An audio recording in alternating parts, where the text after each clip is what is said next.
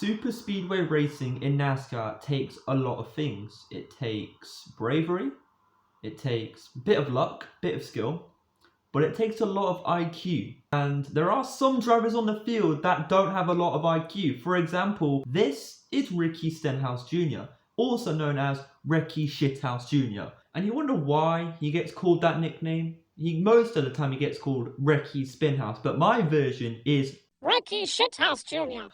Today at the Atlanta race in NASCAR, he was in the middle of a 3-wide between two Chase drivers, Chase Elliott on the outside and Chase Briscoe down on the inside. Coming out of turn 4, he fucks Chase Elliott into the outside wall, which causes Elliott to lose control, probably blow a tire as well, and cause an accident that takes out Brad Keselowski as well. That's not it. That's not it. There's a lot more of this Ricky Shithouse bullshit that comes down by this man. At the 2018 Coke 0400 at Daytona, he didn't cause one, but 2 terrorist attacks on the whole field. First of all, he did a big push to Brad Keselowski, who you just noticed was in the first wreck at Atlanta today. He then pushes down the backstretch, a big push. Even the commentators were saying huge push, huge push.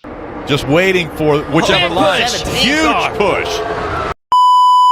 And then he gets Keselowski in the wrong place and causes an absolute mental breakdown in the field. That's not it. Later on in that race, he was near the front again and he was behind Kyle Busch. And we know that these two like each other, don't they? Yeah, if you see up there. Back in 2018, before all that bullshit went down between the two drivers, basically Stenhouse went up to the back of the Toyota and fucked him into the barriers. Simple as that. Luckily, karma's a bitch, innit, Ricky? That isn't all. At the 2020 Daytona 500, he took out William Byron when the whole field was going in a straight line in a single file. Is there really explanations I need to make about why this guy should be kicked out and probably sent to race in Chinese Formula 4? Because there's also more. At the 2019 Daytona 500, it was near the end of the race, and he went for an aggressive move that obviously didn't work by trying to force it in a gap that wasn't there between Kyle Larson and Kevin Harvick. And that caused absolute shites. Remember when I was saying at the start of the video as well that super speedway racing takes a lot of IQ and there are drivers that don't have that? Look at this man, Michael Jackson himself, Carsten Hocevar. How can you be that much of a dumbass in one race to make 2 drivers, one being Kyle Busch that says, I don't care about the field, I'm going to wreck you, and Ryan Blaney, who's pretty calm usually. He does say a lot of hot-headed things on interviews, but pretty much calls you a moron. And Carsten Hocevar is the same guy that tried to take out drivers at Martinsville in the Truck Series but failed, and also would bring out cautions on purpose in the Truck Series at Talladega.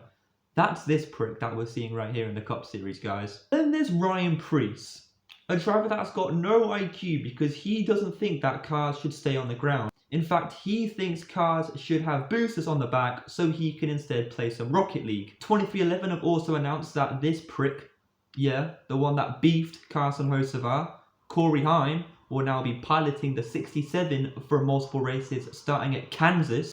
And there's a woman that has slept with 600 men in 2024 and now wants to settle something new. Who wants to fucking settle with a dirty slag like that, you bitch? First of all, you dirty slag, who the fuck would want to settle down with someone like you if you slept with 600 men in 365 days? That's basically saying that you slept with at least 3 guys a day. So definitely there's one odd day where she had a fucking mad one and slept with about 20 guys at once. Maybe she got badly assaulted and that's probably why she wants to settle down with one person now. Use the brain, man.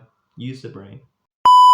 Let me stop dicking about and let's get into some race recaps, because there's been 2 races that were on this season so far. The Daytona 500, great race. Again, Ryan Preece wanted to be in a Red Bulls commercial because he felt like he had wings. NASCAR officiating sucks dick, as we've seen in the duels that they took away Eric Jones's duel win because of a crash right before the line, which makes no sense because the start-finish line is literally from where I'm sat to my wall. And Alex Bowman is a wasted talent that should not be anywhere near a Hendrick Motorsports machinery. Put him in Rick Ware and he'll probably still be shite. But I think there is a conclusion that we can all agree on, and it's that Mother Nature is a bitch. Because this is now the fourth time, I think, the fourth time since 2020 that the Daytona 500 has been affected by rain, which is absolutely shambolic. I mean, then again though, it is on Daytona Beach and it rains there pretty much every single day, and it's on the coast. But at least just piss off and let us race. And we also had Donald Trump at the 500 once again. Usually when he's at the 500, there's something shambolic happens. At the 2001 Daytona 500, he attended, and that's when we lost Dale Earnhardt Sr. At the 2020 Daytona 500, Donald Trump attended the race, and Ryan Newman got headbutted by Corey LaJoie's car. Luckily this year, there was no news reports after the race about an execution attempt. But back over this rundown, Joey Logano is the most dominant superspeedway racer on the big tracks right now. He dominated that race until he got twatted out by making a stupid move underneath Recky Shithouse Jr. But earlier in that race, there was a crash involving Denny Hamlin, Zane Smith and Josh Berry. A little minor accident, just a bad bump, and allowed the 11 to slide like he's on P. Diddy's wooden floor in his lounge. But that restart, there was confusion because there was a crash in the restart and it took out Elio Castro-Neves. Castro-Neves should never be put in a NASCAR stock car again, especially after when he fucked himself into the wall under caution in the duels, completely by himself, no one around him, the apron, and he fucked himself into the barriers. In the ARCA race, he managed to crash after the checkered flag. After the race was done, he still managed to get caught in a crash. And now the Daytona 500 has pulled up and he's involved in another crash. Fuck off, Elio. Get back to open wheel. However, I think the most talked about moment throughout the whole race was what happened with 5 laps to go. Down the back straightaway, side by side, Cold Custard decides to put Christopher Bellend in the barriers and Bellend eats shit, who then comes back across the track and takes out multiple cars, one of them being Ryan Preece, who then did a wheelie like he thought he was Valentino Rossi before the car decided to do its physics and lift off the ground. Luckily not go arse end first into the catch fence, otherwise he would have received his first back shot in his life. But he kind of already did because of that impact of the rear end. Anyway. But it's just a way how this car somehow managed to do a wheelie for like literally about 3 seconds straight before finally lifting off the ground or coming back down, but he decided to lift off the ground. That has to be one of the most frightening things, just looking up at your future heaven home while you're in a car going 190 miles an hour. Wouldn't it also be scary if another 500 ends under yellow? Wait, it happened. Because in the last lap of the 500, it was Denny Hamlin who was in that crash earlier and Cold Custard. Chase Briscoe decides to hook Cold Custard in the rear end and sends him into Hamlin, which causes a pileup and a half. However, sneaky William Byron managed to slide through his way round the outside in a very tight gap. He must have felt like he was just been born at the time, I feel. He had to defend from Tyler Red Dead Redemption, aka Tyler Reddick, aka Tyler Red Penis, from a victory which he managed to get. Back-to-back wins for the 24, back-to-back wins for William Byron. Atlanta. William Byron gets in a crash after he tries to take out Austin Cindric. Penske Racing, I don't know where their fucking speed is from. This is probably why Logano is always the best at like the big tracks or like the most dominant car, because he leads like the most laps because of Penske's bullshit that they won't run out. Could Penske be running a human trafficking system and try and provide an illegal system inside of that hood? Or are we missing out something else? Maybe Roger Penske is getting some big P because of the amount of times he probably sucks the boys asleep to make sure he stays on the team. Because we all know that Alex Bowman is going to be booted out of the door of Hendrick Motorsports sooner than later. And chances are that Ryan Preece will not be in RFK for much longer if he keeps on trying to become a fucking motocross driver.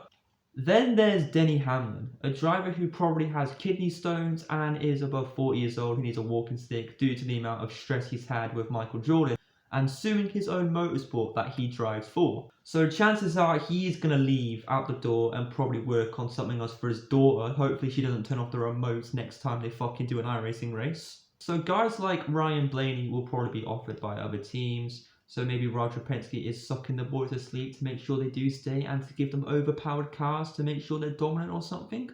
Then again, Blaney is also the Mickey Mouse of champions of 2023. Not deserved at all, you prick. Eric fucking Jones decides that he has the perspection of Lance Stroll, also known as Stevie Wonder, by coming down on Chris Buescher and fucking up himself into the barriers. Great job, Eric.